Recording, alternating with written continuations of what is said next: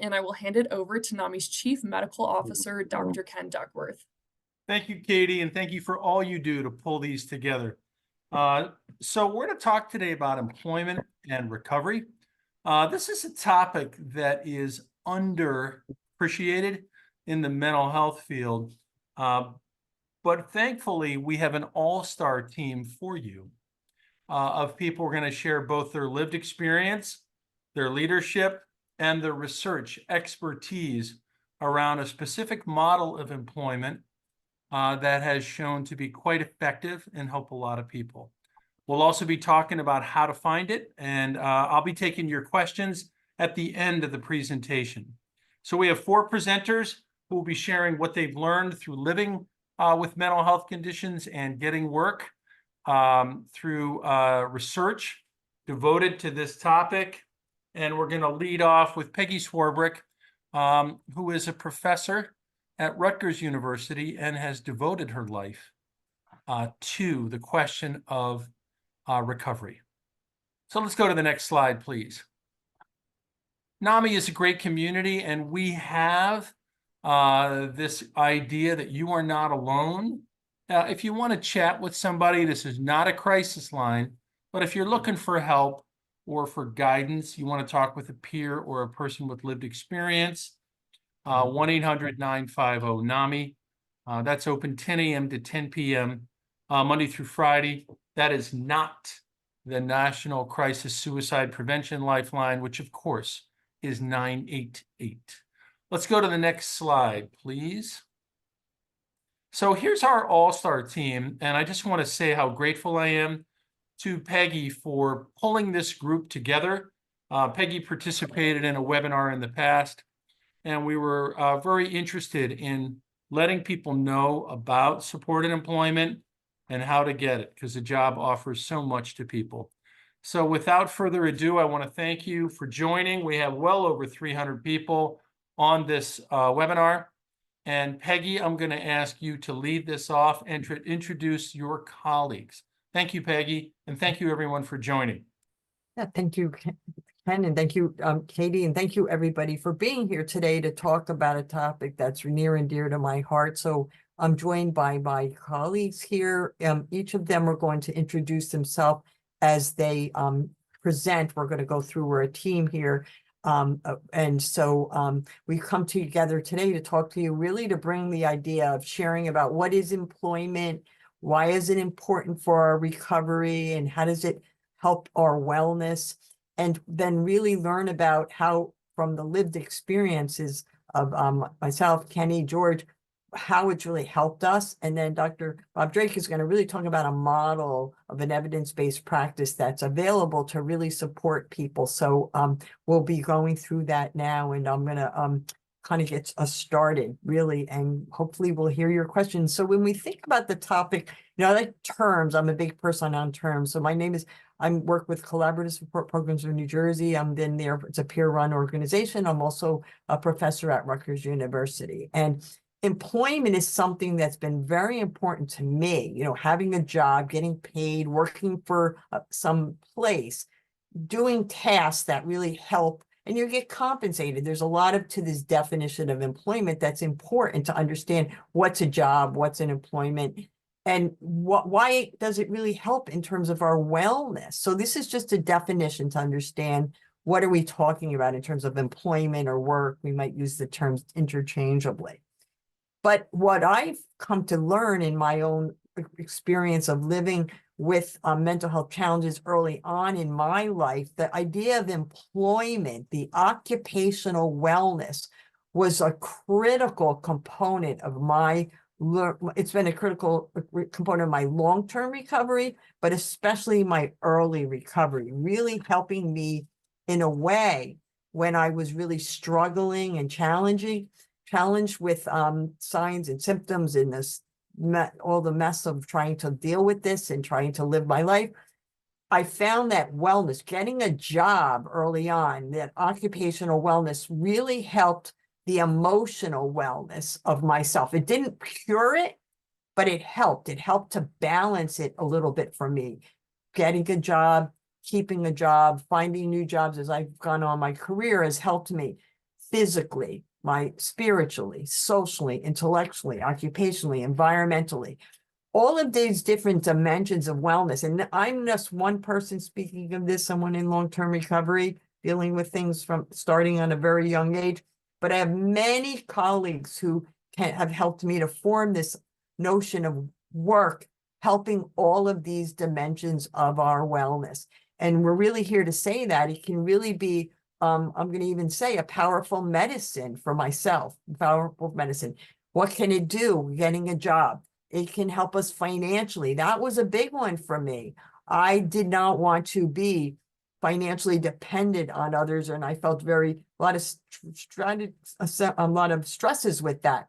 So finding jobs that financially, socially, again, it helps those social networks. A lot of us isolate, a lot of us maybe even feel lonely, but work provides that, or employment finds that natural way of helping us with social connection. Spiritually, now this one has been ups and down with me spiritually, my sense of hope and purpose and direction, but the job provides that for me and had provided that for me in many times that have been challenging my life. Intellectually, it can help us. We can really use the gifts and talents and skills we have, as well as we can realize our full potential in so many different ways. Emotionally, just having that job can affect our self-esteem and our confidence, and again, our outlook on life. So there's many of these positive, and there's many more dimensions of wellness. You're going to hear from Kenny's story and George's story, more of them. The physical benefits, that physical activity, it really helps you. Again, it can help people with so much, getting movement, getting involved. Career advancement can come about in our employment. Some people stay in a job for a long time, or people career advancement. I've been very fortunate. It took me a long time to get. I had many, many, many early jobs, especially when I was struggling. Work became one of the things. And eventually when I was able to slowly and slowly and slowly and steadily, many, many years, go back to school to advance myself, was able to really grow and have a wonderful career. It provides that environment, it's structured environment, a place to go, a place to, be around. It really can help us, because sometimes we need these things to help us with the many mental health challenges we have, as well as it helps us with some of our creativity, because we all have a creative side, and it really helps us with that growth. So I'm really here to say it provides that purpose. And I love this this image here. It's a Japanese symbol that shows that the purpose that it finds. And what I find about work or employment, it's something the world needs. Usually anything that we do, the world does need it. You get paid for it, not only financial dimension, but it really spiritual and emotional benefits that your payment comes, which is even more powerful often than the financial payment. You're good at it, or you're developing yourself and you like it. And that's really what I find work does. For me, it's done for me in my own personal long-term recovery. It also, there are the negative effects. People do say, stress and burnout can be from people. And this is the thing that people often don't go, where they say, oh, don't work because you're going to be stressed or you can be burned out. But, that's where we need to find a job that's the right match for us. You're going to hear about that in a program that can help you find that. Sometimes, oh, am I going to keep this job? Now, I grew up in an era where jobs, that's why one of the things people say, why do you work so much, Peggy? Well, I grew up in the era where the employment wasn't so good and people did have multiple jobs because of the financial strains that were happening in 70s, 80s and such. So security can be a thing. Am I going to get a job, keep the job? But my feeling strongly is, even though I had those struggles over the years, people eventually will find something. And especially if you have support, like you're going to learn about the IPS model, having that support, and there are the physical negative effects. So there's so many positive things of work. And what I find, with wellness, it really has helped become a habit for me in my, and it provided that structure and purpose. And especially at ups and down times, it really gave me that purpose and meaning. And one of the things I would say is showing up was half the battle. That would be what I would say to myself, just get there. And if you have to leave, you leave. But you really can find that you show up. I would be able to get through shifts, get through my work, and it had a positive benefit for me. And again, as I mentioned, is the financial benefit of it, for me, was something very important. I also just want to say it's good medicine. And that's why, people say to me, you work a lot, you work too much, you work too much. But I love my work. I've always, and there's always something you don't always like in a job. There's a stress, but you balance it out. And it's good medicine, and it's really good for mental health. So I just wanted to start us off to look at employment, understand the benefits of it for recovery, how it can enhance our wellness. And we're going to have George now talk about a little bit more about the value of work for him. George. Oh, thank you, Peggy, and hello, everyone. I work for Collaborative Support Programs in New Jersey, CSP&J, and I'm glad to be here to talk about why employment is important to me and how it has helped my wellness and recovery. I'd like to start with a very special job I had for a community-based agency.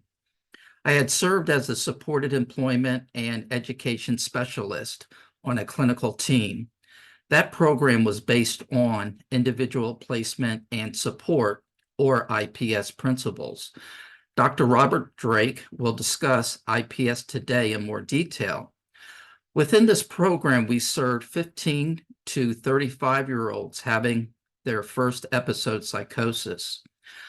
I helped adolescents and young adults to seek employment and education despite their mental health challenges. Their situations I was very familiar with.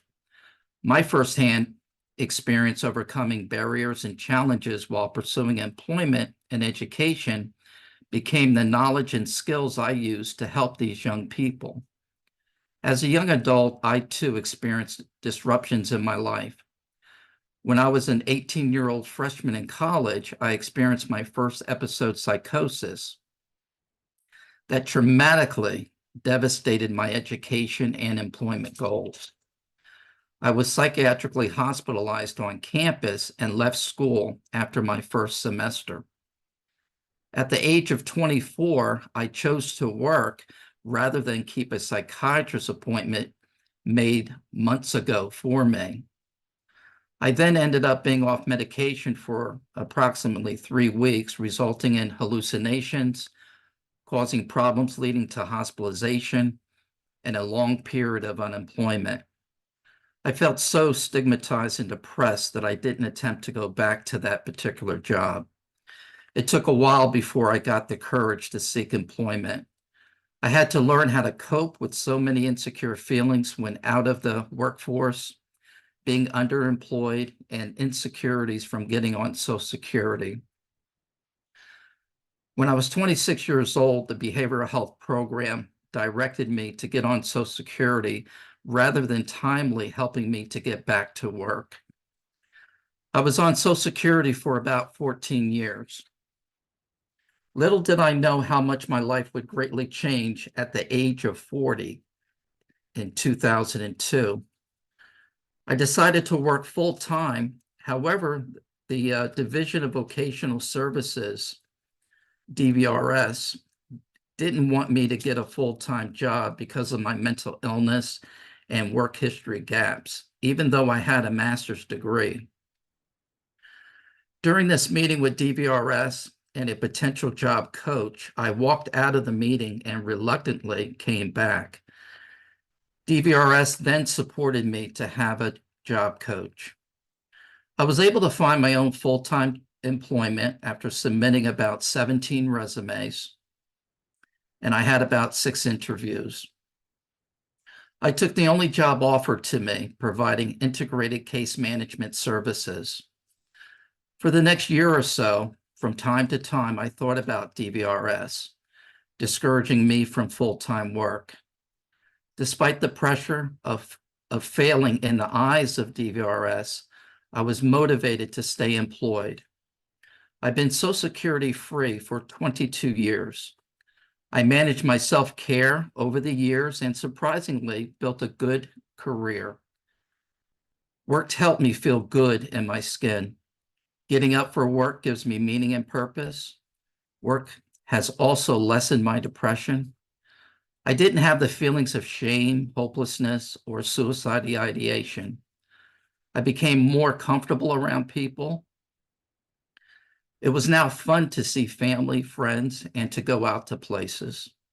It felt great attending 1980 high school reunions. As I begin to wrap up, I want to reinforce that work has been the foundation of my successes and put me in a good frame of mind to meet daily challenges and barriers. I currently work part-time so I can take care of my sister living with an intellectual disability and mental illness. She lives in our home, just the two of us, so caregiving is a full-time experience for me. Employment has and continues to be an important part of my wellness. I do wish that a program based on individual placement support principles, IPS, I wish they existed back then in the 1980s when I was seeking employment to help me keep working. I am glad it is available today. I hope my story helps to inspire. And next is Dr. Robert Drake to talk about the IPS model.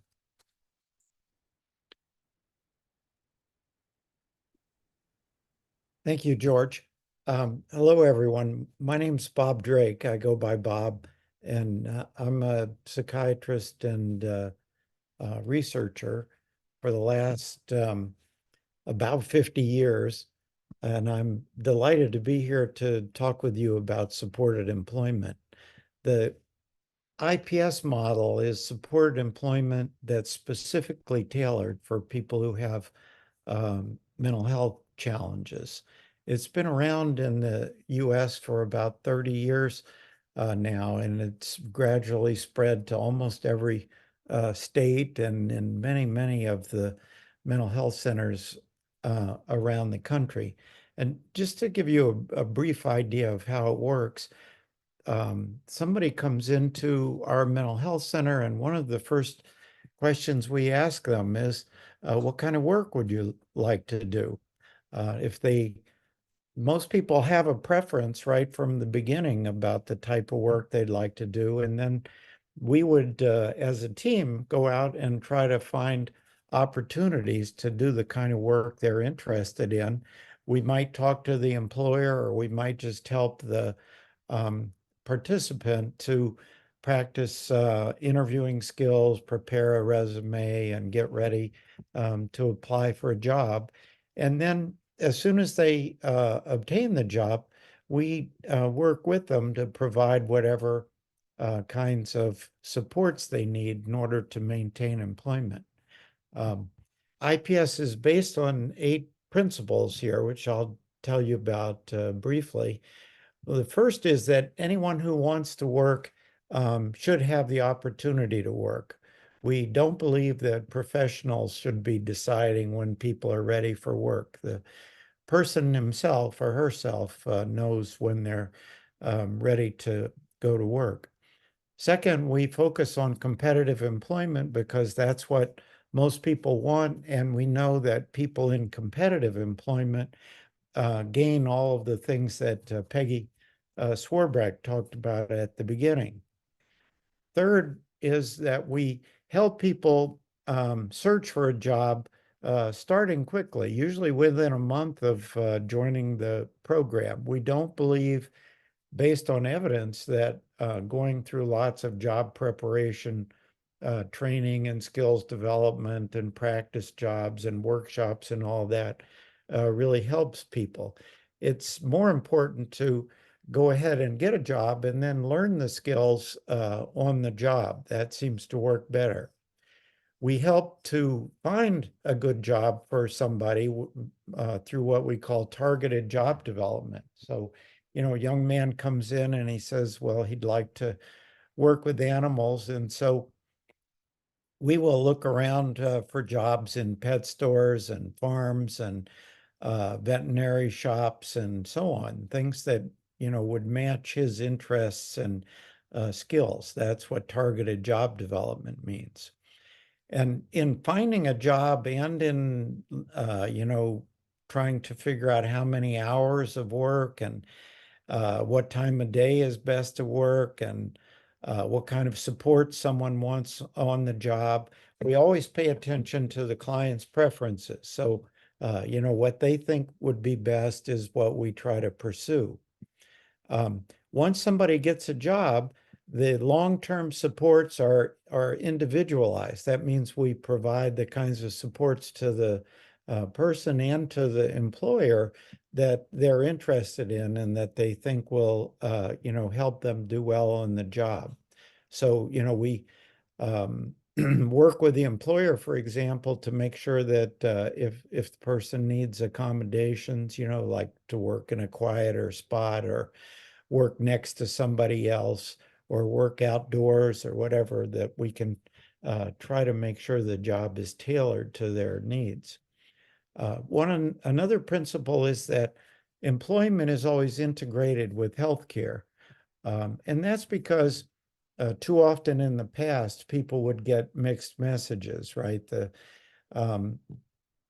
family would tell them, no, I don't think you're ready to work. The doctor would say, let's make sure you're stable for 6 months before you try working. The employment specialist might say, well, you're ready to work, and it's confusing for the individual. And so we try to get everybody together on one team to make sure that we agree on the same message, and that's called integrating treatment with vocational services. And finally, before someone goes to work, we want to make sure that they get accurate benefits counseling. Many people with a mental health challenge get some kind of disability or some kind of special unemployment insurance or other payments. And they want to know specifically how is going to work going to impact their benefits. And of course, it varies a lot from one state to the next. And so we try to make sure that people, before they start a job, have expert benefits counseling that will let them know how much they can work before they might lose some of their benefits and how that process works. If we could go to the next slide. So, I'm a researcher, and there's very strong research now for this IPS approach to employment. The gold standard for research is what are called randomized controlled trials for all medical and social science research. And there are more than 30 of these randomized controlled trials showing that IPS is effective for people who are experiencing a serious mental illness. All employment outcomes improve for people who are in IPS programs, and about 60% of people are able to find a competitive job and be successful in that job within the first 9 months. Other outcomes generally are related to employment.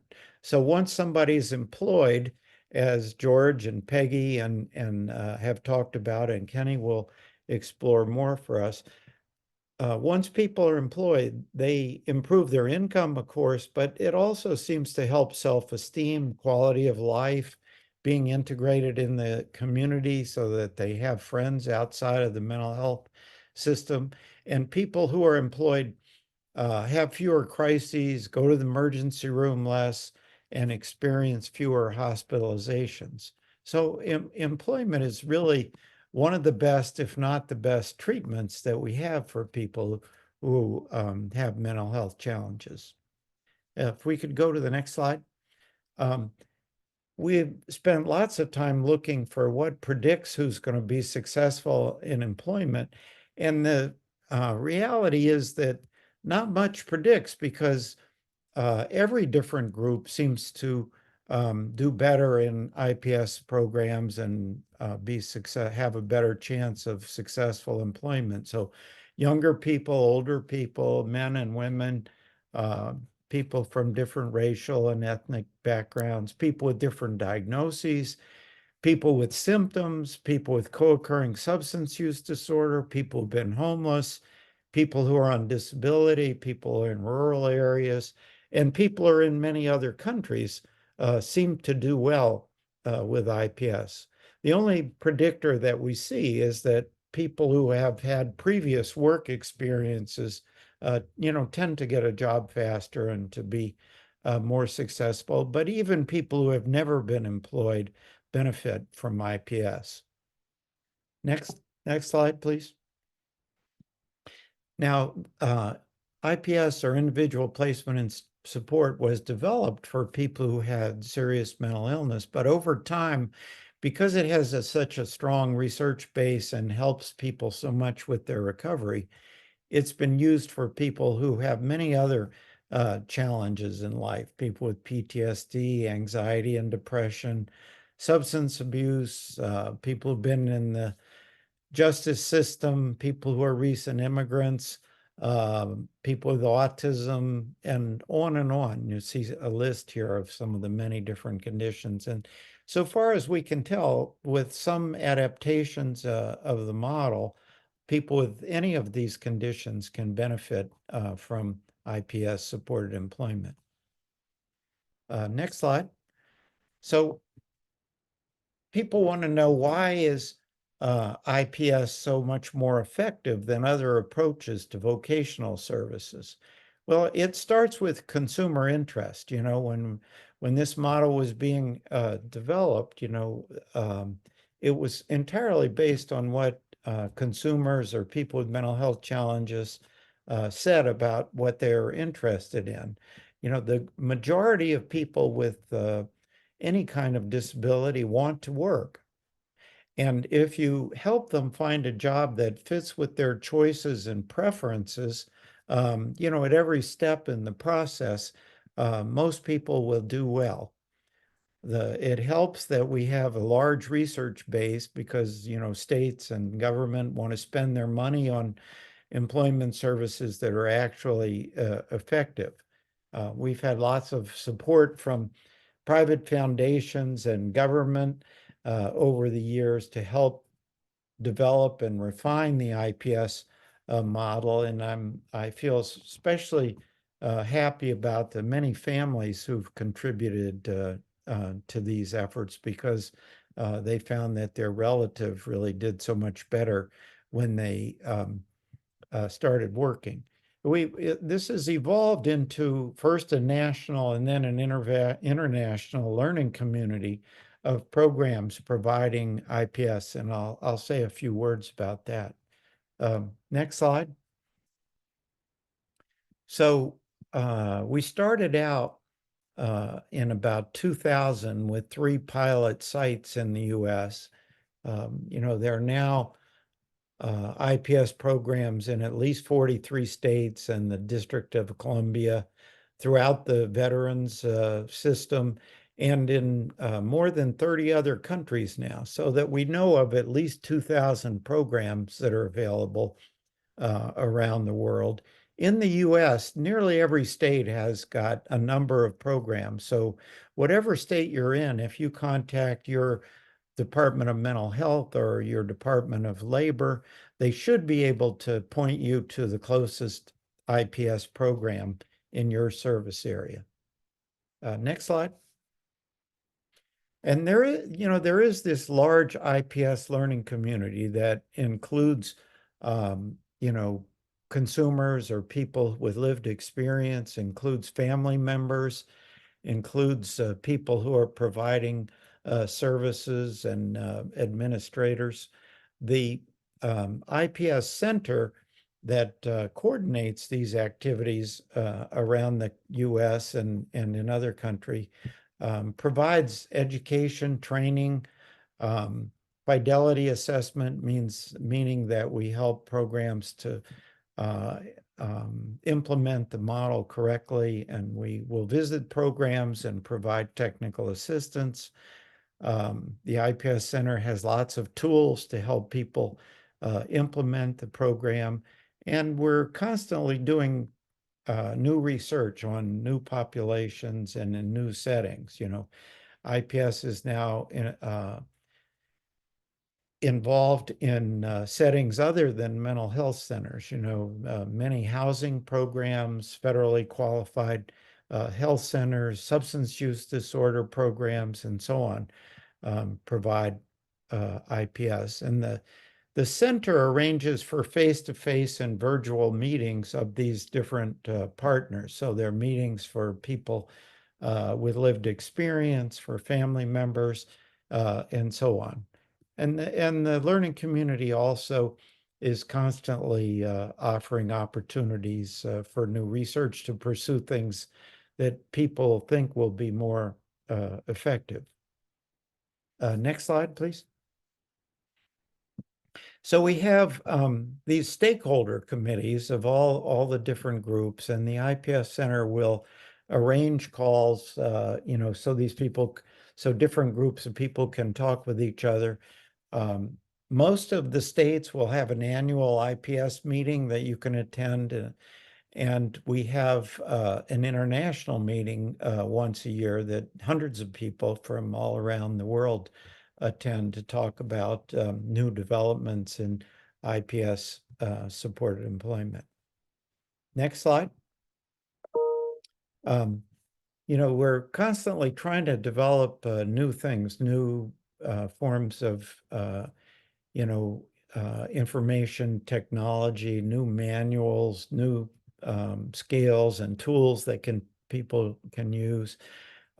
We offer a whole range of online courses for, again, people with lived experience, family members, people providing services, and we certify people who have been through these programs.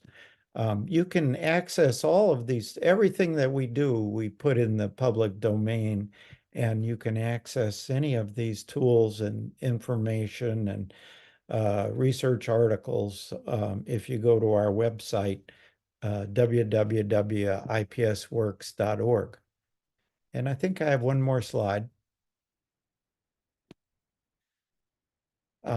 Okay, so this is how you can find the website, find these materials, but you can also contact Sarah Swanson, who's the head of the IPS Center now, and Laurice Corey, who coordinates all of the meetings and conferences that we put on, and they'd be happy to answer your questions and help you find the resources that you're interested in. So thanks very much for letting me present this, and I am honored to turn it over next to Kenny Sherwood, who's going to talk about his experiences.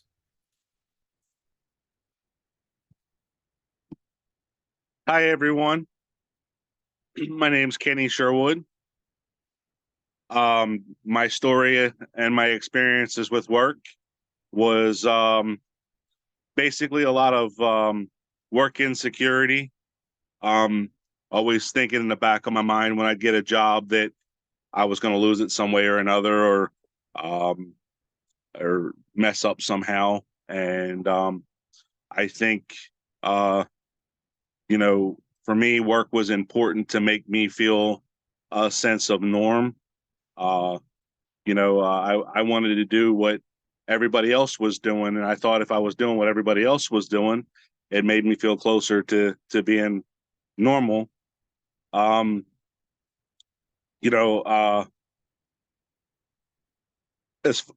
like to touch on a little bit of my past to help kind of bring you up to speed on my work and my struggles with work. And I started out at a young age working various odd jobs and construction jobs and stuff like that. And the job would end, or I would quit or get fired, and that led to my insecurities with work. So in 2009, I came to meet my counselor, Vicki Redden, with the IPS program in Florence, South Carolina. I had a lot of trouble working and failed a lot. And so I actually I had trouble So Miss Vicky in 2009, she heard of a job interview with a network that helped with people with disabilities suffering from bipolar depression. This was one of the things that was important. I had the interview,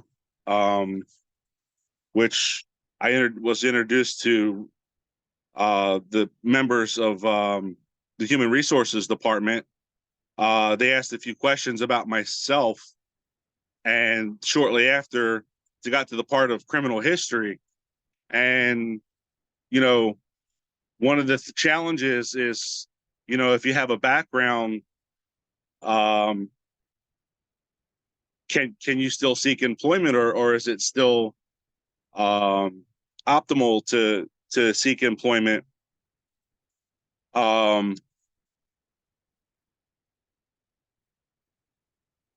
We wouldn't so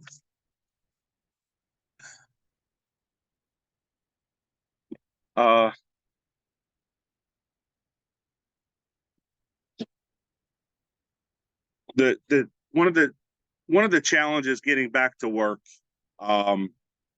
was I wanted to work as much as I could, because the more I worked, the more I felt a sense of norm.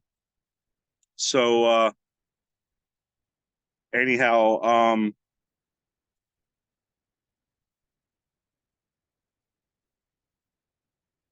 I'm sorry, I'm drawing a blank.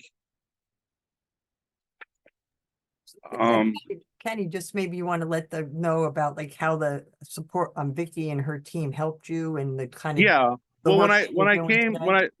when I came to Florence in 2009, that's where I met Vicky with the IPS program, and she informed me about a job interview or a job fair at Goodwill, who helps people with disabilities. And so I had to take baby steps. I actually showed up at her office wearing no more than a old dirty pair of jeans, because I failed so many times that I thought, hey, they're not going to hire me anyway, so why try? But Vicky gave me the support and encouraged me and told me, said, well, why don't you put something nicer on and follow through with the interview? And I spoke with human resources with Goodwill, and they asked me a few questions. They got to the criminal background, and I said, I got to be completely honest. I've had a few misdemeanors, nothing major, but I felt like I needed to be honest. And since she said, you think by having a criminal background, we wouldn't hire you? I didn't know what to say, but I guess she respected my honesty. She told me at the orientation, April of 2004, that I had the job. And I was really excited. This meant a whole new this opened a whole new can of worms for me. So the IPS program, she continued to offer support. She would secretly send either she would herself or a job coach out to Goodwill to check on me, to see if there was anything that I needed, provided support. And so then, working more and more, I realized that I could do more. And so then I worked part-time with Advanced Auto Parts, and I worked about 5 years. And then they basically told me that I was gainfully employed, and that I wouldn't be receiving Social Security. And I could have looked at that as a bad thing, but it was actually a good thing, because it took the training wheels off, and I was basically able to support myself solely on what I was making, and it to me it was more of a pride thing. It allowed for me to meet people and network. So that's my story. And I'll turn it over to Dr. Duckworth.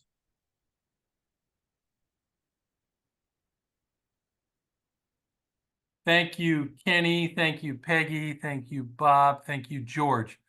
So I'm going to do my best. We have well over 400 people. I'm just interested in, gathering some of the questions. Some of the most common questions involve the idea that a person had a job when they had a mental health crisis or vulnerability, they were not able to work, so they have a gap in their resume. I wanted to ask you a little bit about your experience with that, or the research on that, or both. Thank you. Yeah, I think the gap is a tip, many people have that, but I think one of the things to do about that is to be able to find, I guess for the individual, depending on what you're, where you're at, it's just to see figure out a way to explain it if it comes up on a on an interview and things like that. But and it doesn't always have to be about, I was in the hospital or something. People always feel like they have to go and spill their life out to everyone. But that's one of the things that is really great about the IPS program. We can teach people how to, because most people are not talking about their mental health, treatment in their workplace. It does happen in some places. So you learn how to not have to share all those things and be able to kind of understand that life happens for people. So there's going to be different gaps. And I think a lot of employers are understanding of it those days. So, just encouraging the person to think about it. And if there really is the goal, like Bob said, the goal is work. If you think you want to work, let's start thinking about that. That's the greatest thing about IPS. You want to work, let's start focusing on that.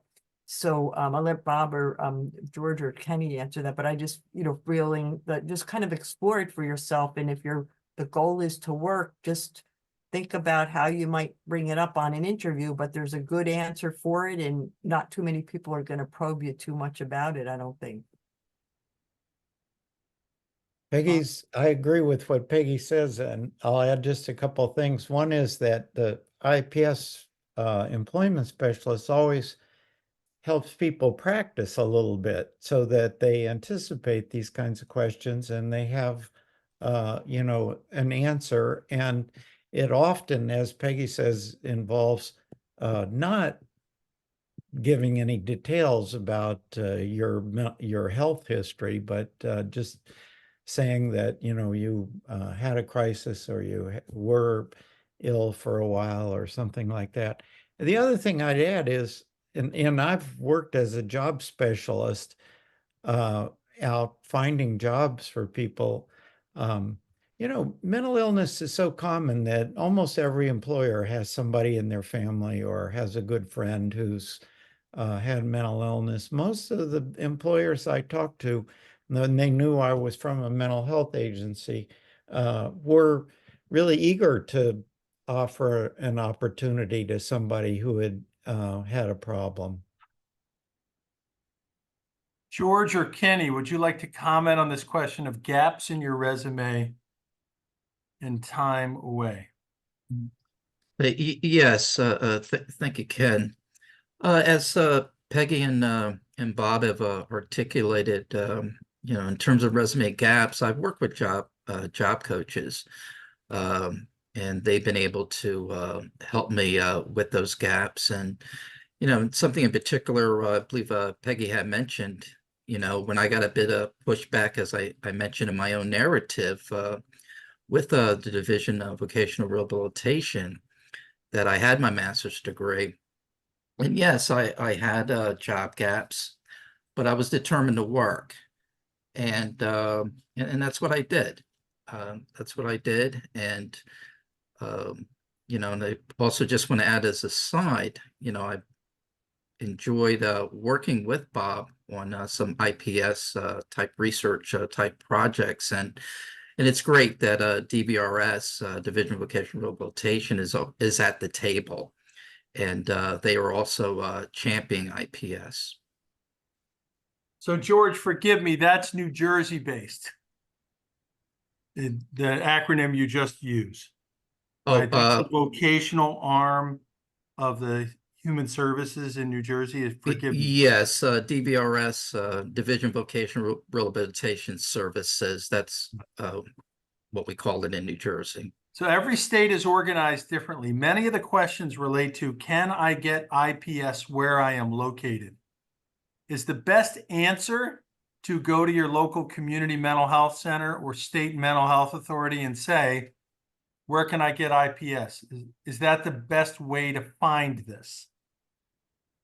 Yes, but state or local, find out if your community mental health center that you may be connected to, or you may not be, contact to see if they offer it. If you don't, you can check another, or you can check your state, because most states are funding some type of, but Bob can answer the numbers. I think he had it on the slide, the number of states that have pretty robust programs, right? Yeah, 43 states have lots of IPS programs. And the state mental health authority or the state vocational rehabilitation authority ought to be able to tell you exactly where they are. Question here comes up about kind of vocational services in different states. Not all of them, think of IPS first. So how do you think about the menu of employment as it relates to vocational services? That's a question for each of you that wants to take it up. Well, I think you could work with the vocational, each state's that entity, functions differently in different places, and sometimes it's the right time in the right place, you got the right worker, there's all those kind of variables. So definitely work on researching that locally to find that resource for yourself, if that's one, but it's only one of many things. One of the things I do want to highlight, though we're here to talk about IPS, and I think it's a valuable, both George and I both gave you the example that it wasn't here when we were, we were able to accomplish that. So if you don't necessarily have it, we would be great if you can.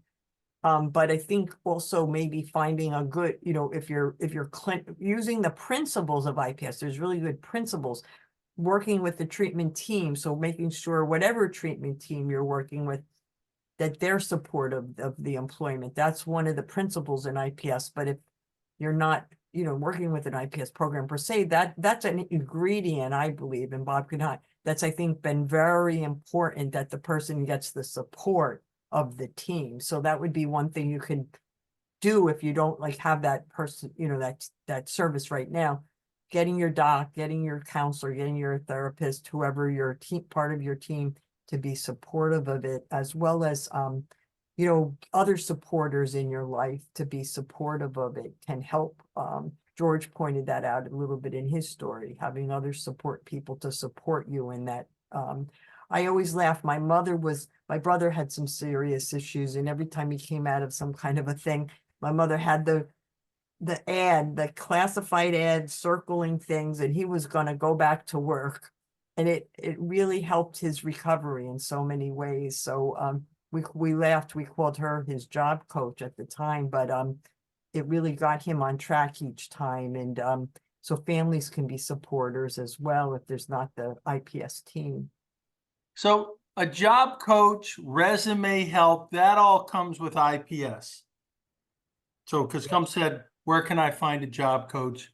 Where can I get help with my resume? That's my understanding, that that's part of the model. Is that accurate? Yes, Yeah, for sure. that's what I thought. So that person should contact their local state, county, or community mental health center and say, do you have individual placement and support? Right? Right. Question comes up about Social Security and their Ticket to Work program. And the statement is made, Ticket to Work does not use IPS. What is your take on Ticket to Work? And at what point do people lose their Social Security benefits? I know Kenny kind of accepted it as a challenge. and that worked out well for him, if I remember it correctly. But let's just talk about Social Security, income limits, and ticket to work, and I'll let anybody answer this question. I don't think Ticket to Work, I think some IPS programs will work with the Ticket to Work. I think there's been some efforts on that in some of the learning collaboratives. I remembered when, I've been involved in the IPS Learning Collaborative over the years. So they don't follow up per se. It's just, yeah,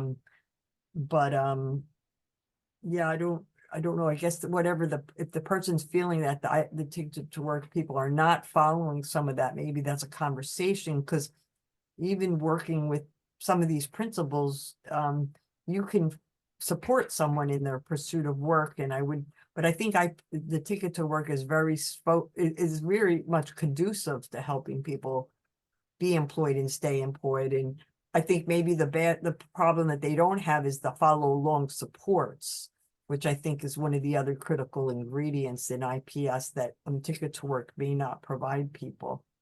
So I'm not sure that specific example, but that's my sense of what Ticket to Work might not have. Got it. Kenny and George, you want to talk a little bit about Social Security benefits and work and what your experience has been and where people might go to sort that problem for themselves?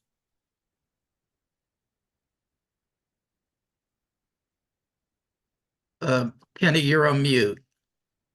You're muted, Kenny. I'm sorry. Well, Social Security, you can go to your local Social Security office, and they can. There's a percentage of, it varies from state to state, and as far as how much you can make, but they'll allow a certain amount in some states, in order to work, almost like training wheels. They slowly throttle you back a little bit, and each time and you report your earnings to Social Security, and then they make deductions based on what you're making.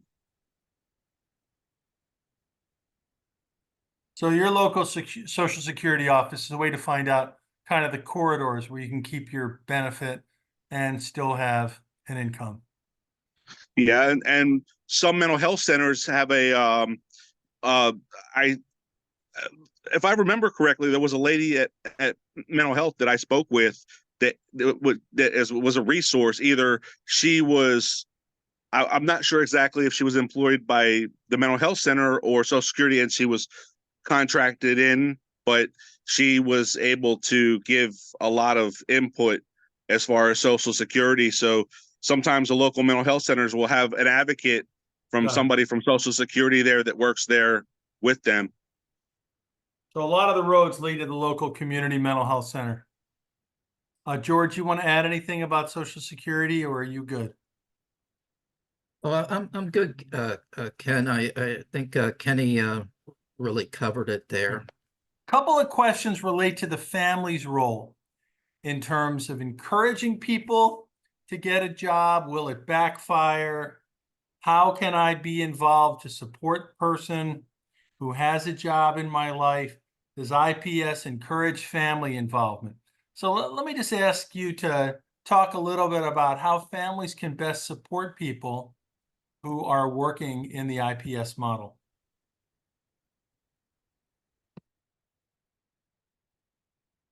I could say a few words about that. The first thing that we do in IPS is try to figure out what people's strengths are. The model's built completely on strengths rather than worrying about problems. If somebody's got strong interests and has some experience in an area, that's what kind of job we want to look for. And the family often knows a lot about that. And so we include the family as part of the team whenever we can, figuring out what kind of job somebody could have, figure out what the transportation issues are, figuring out what the support issues are. It makes all the difference to have the family on board. Now, families like people with mental illness often have the mistaken belief that you can't go to work if you're on disability, if you're on Social Security. And, that's just wrong. Almost everybody can work quite a bit and maintain their Social Security payment, but also add to it by the half time or the 35 hours a week or whatever it is that they work. And that's why benefits counseling is so important, because people really want to know ahead of time what's going to happen when they go to work. And they're usually surprised how much they can work without losing any of their Social Security payment. Anybody else want to add to that question? I think with work and Social Security, when you'll know the time when whether you want to work more hours or less hours. Internally, you'll know when that time is. And as far as, like I said again, how much or little, or how little or how much you want to work, you'll know when that time is.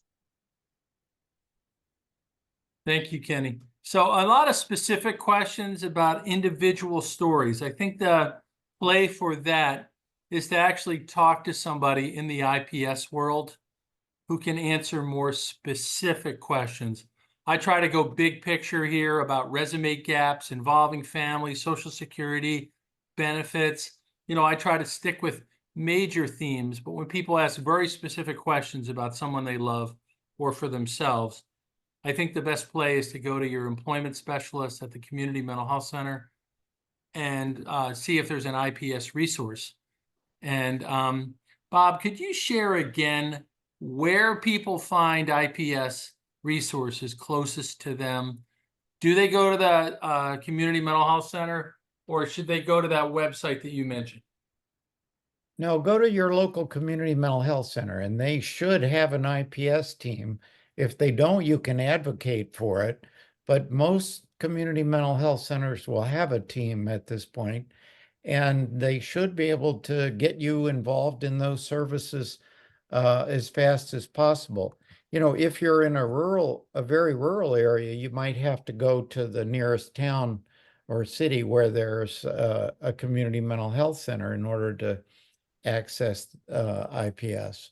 I guess a related question is, can you do some IPS work through telehealth?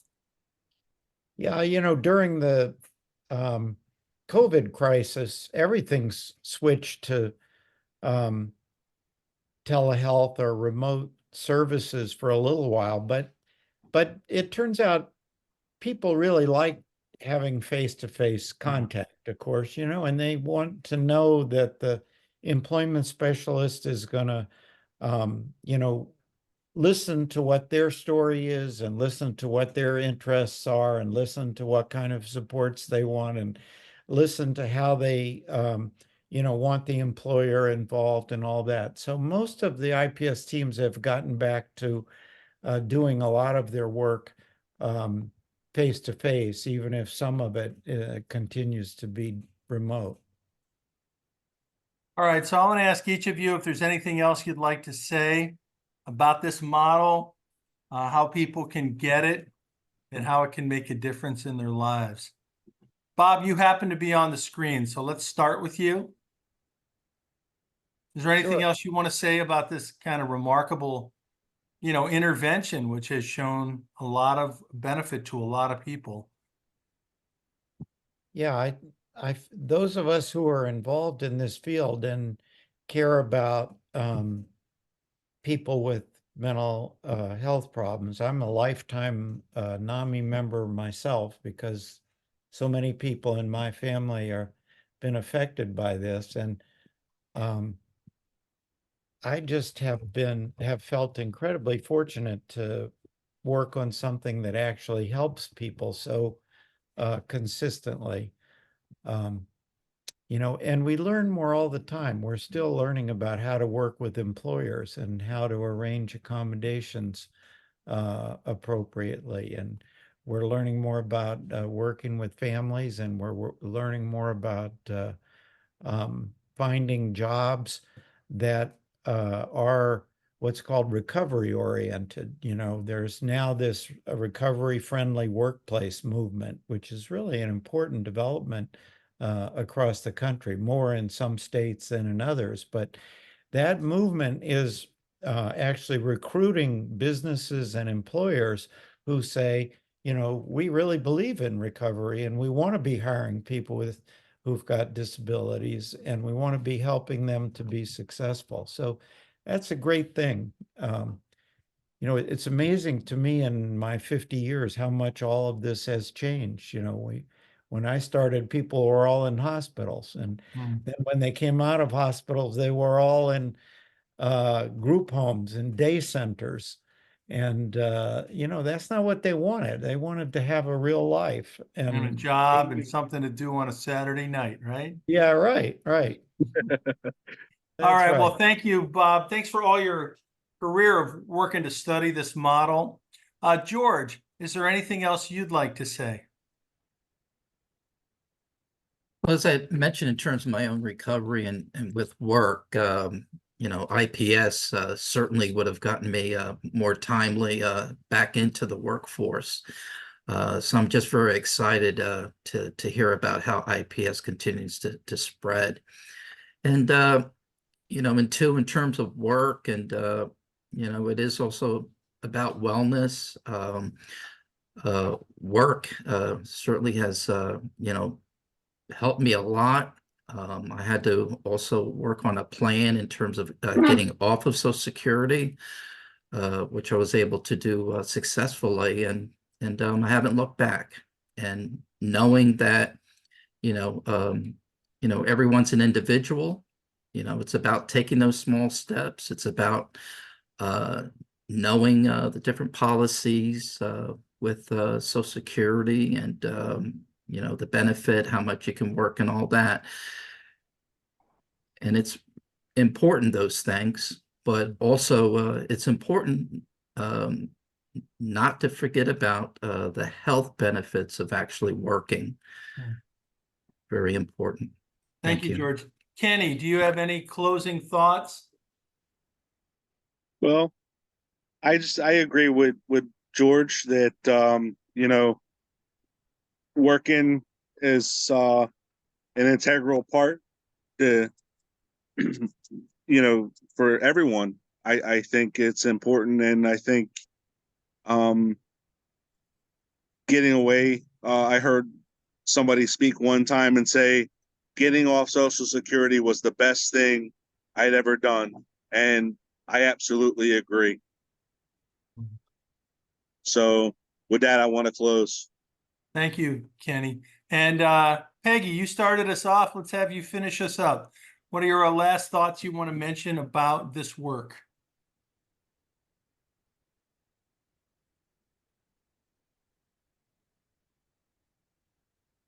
Peggy?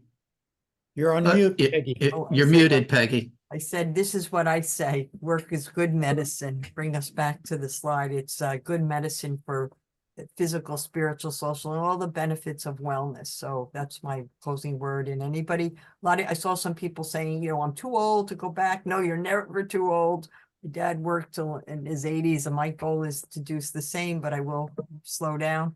It's just a good health thing. So I would encourage people, if you're thinking about it, you know, continue to think through and find the different ways, because it can really help you become a person you never realize a lot of your dreams. So thanks everybody for hearing us today, and I'm happy to follow up. Thank you, Peggy, Bob, George, and Kenny. Terrific. Thank you, everyone. Panel. I know we don't get Thank you. to every question. I want you to look at those resources, contact your local community mental health center, ask about IPS. The more specific your question, the more likely you are to get an answer from somebody who assesses your individual story. Ask the Expert covers the whole waterfront of what's important in mental health. I want to thank you for this conversation on employment. We're going to talk about some of the problematic side effects of antipsychotic medications with an expert, Dr. Craig Chepke, in May. And on Thursday, June 20th, we're going to be talking about 988, NAMI's helpline, and other warm line services. that are a resource to people. So those are two to look forward to. We also have a special surprise for you in July to be continued. All right, next slide, please. This is NAMI's first book involving people with lived experience and research experts. Bob Drake contributed a terrific short essay on Is Work a Mental Health Intervention? And the goal of this book is to get the expertise of real people and the expertise of researchers all in one place. And we've sold 50,000 copies, more than actually. And so the book has been a success. All the royalties go to NAMI. And so it's our community project. Next slide, please. Another book is coming, thankfully not written by me. This is the Associate Medical Director of NAMI, Christine Crawford, did a version of the same model, a book for parents and caregivers. So it talks about children, childhood, and some of the vulnerabilities that children come upon, and what other parents and researchers have learned that might be of help. That's coming out on September 10th. We have sponsors for Ask the Expert. These are three of them, Delta, Neurocrine, and Teva, and we appreciate their support. They have no influence on the content, by the way. So you are not alone is a NAMI slogan. If you'd like to donate, we appreciate it. But this is a free program and will be available within a week or so, thanks to Katie Harris's hard work and devotion. So if you missed a point or you wanted to follow something, it'll be up. Next slide, please. I want to thank you. That's my email, ken@nami.org. Ask the expert at nami.org. I don't let them hire anybody named Ken. I'm the only guy named Ken who works at NAMI. I want to thank Becca, Jessica, Katie, Leah, and our entire team behind the scenes who helped put this production together. And I want to thank you all. Have a great evening. And I encourage you to continue to look at the resources and to reach out to get local information. Thank you all and have a great evening.